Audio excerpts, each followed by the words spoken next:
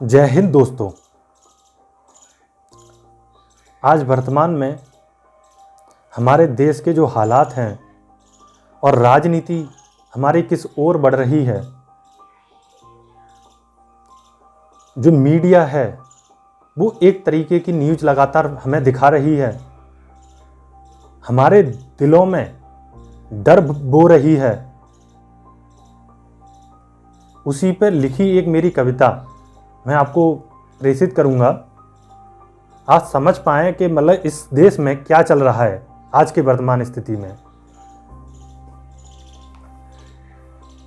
मेरे ओठों पर जो बात है, मेरे ओठों पर जो बात है, वह बात मत छीनिए।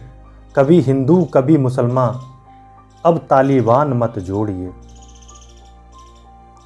मेरे होठों पर जो बात है वो बात मत छीनिए। कभी हिंदू कभी मुसलमान, तो अब तालिबान मत जोड़िए। खोजते हैं हर रोज नए नए मुद्दे चुनावों के लिए। कभी जी भर के रोजगार और महंगाई भी तो देखिए। विष घोलती है मीडिया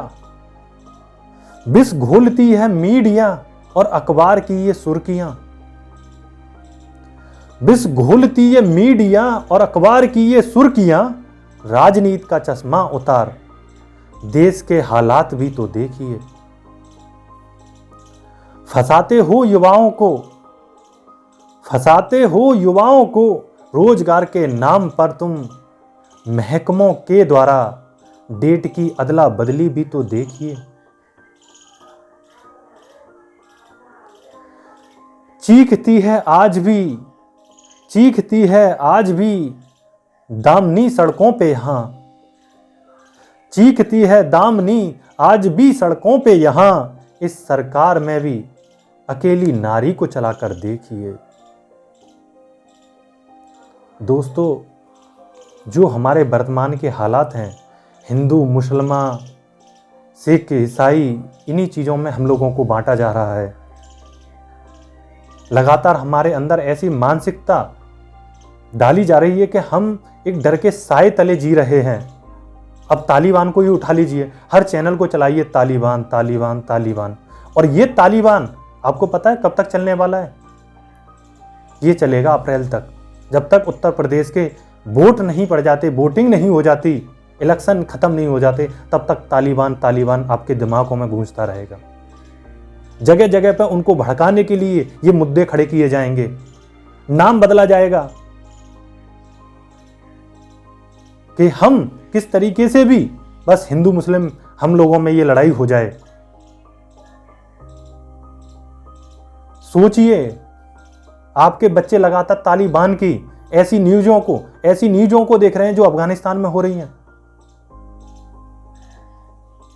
और हमारी सरकार अभी उसका पक्ष आया ही नहीं है कि वो किस ओर खड़ी है। चीन तालिबान के समर्थन में आ गया, रूस तालिबान के समर्थन में आ गया, पाकिस्तान तालिबान के समर्थन में आ गया। तालिबान ने यहाँ पर हमारी सरकार पर रोक लगा दी, आयात निर्यात बंद कर दिया है। सरकार ये जवाब दे कि उसने अफगानिस्तान में हजारों करोड़ रुपए इस समय लगा दिए हैं, अब वो किस ओर खड़ी है? क्या तालिबान के साथ में मिलकर सरकार चलाना चाहती है या फिर उसके अगेंस्ट में जाना चाहती है? अभी उसका नजरिया आना बाकी है। उससे पहले ही हमारे देश में तालिबान नाम का जो विष है वो लगातार हमारी सोच में और हमारे दिलों में वो जो डर है वो बनाया जा रहा है। कुछ लोग, चंद लोग हैं जो इधर उधर के बयान दे देते हैं, उनकी वजह से एक पूरी कम्युनिटी पर यह धब्बा लग जाता है। सोचिए थोड़ा सा। मैं आपको हमारे इस समय पूरे विश्व में एक जीवित, जो सबसे बुद्धिजीवी प्राणी है, उसके द्वारा लिखित किताबें मैं आपको बताता हूं, आपको जरूर पढ़नी चाहिए और समझ में आएंगी। देखो देश में और हमारे पूरे विश्व में क्या चल रहा है। सबसे पहली बुक थी ये सैपियंस, ये सैपियंस बुक। ये सैपियंस शायद आपको थोड़ा सा उल्टा दिखाई दे रहा होगा। ये सैपियंस बुक युवाल नोआ हरारी की बेस्ट सेलर बुक है। एक बार इसको पढ़ के देखें, तब पता लगेगा कि किस तरीके से एक कम्युनिटी दूसरी कम्युनिटी पर हावी होती गई और एक जाति का विनाश होता गया। आप इसमें पढ़ेंगे तो जानेंगे। ये इसकी फिर इनके द्वारा लिखी गई ये दूसरी पुस्तक है होमो डेयस। ये होमो डेयस पुस्तक है। इसमें बताया है कि आने वाले कल का संक्षिप्त इतिहास लिखा हुआ है कि आने वाला हमारा कल कैसा होने वाला है, उसके बारे में लिखी ये पुस्तक है होमो डेयस। तीसरी पुस्तक है इनके द्वारा लिखी गई युवाल नोआ हरारी के द्वारा 21वीं सदी के लिए 21 नए सबक। ये पुस्तक 21वीं सदी के लिए 21 नए सबक जो हमें सीखने चाहिए कि हमारा जो वर्तमान है किस तरफ चल रहा है और भविष्य हमारा क्या होने वाला है। तो ऐसी बातों पर विचार कीजिए। आप एक जागरूक बनिए, शिक्षित बनिए और समझिए कि इस देश में क्या चल रहा है। इस समय एक भी मीडिया सच्चाई को दिखाने को राजी नहीं है, बस सिर्फ एक तरफ से लगातार विष घोल रही है और हिंदू मुसलमान पर इस तरीके से लगी हुई है।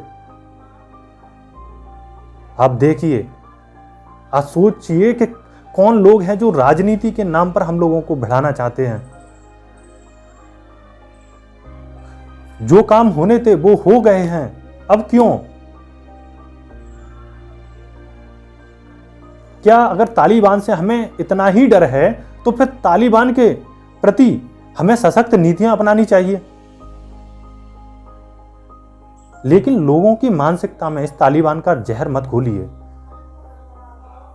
मेरी सरकार से रिक्वेस्ट है, लोगों को डर के साए के तले में जो जी रहे हैं उनको बाहर निकालिए।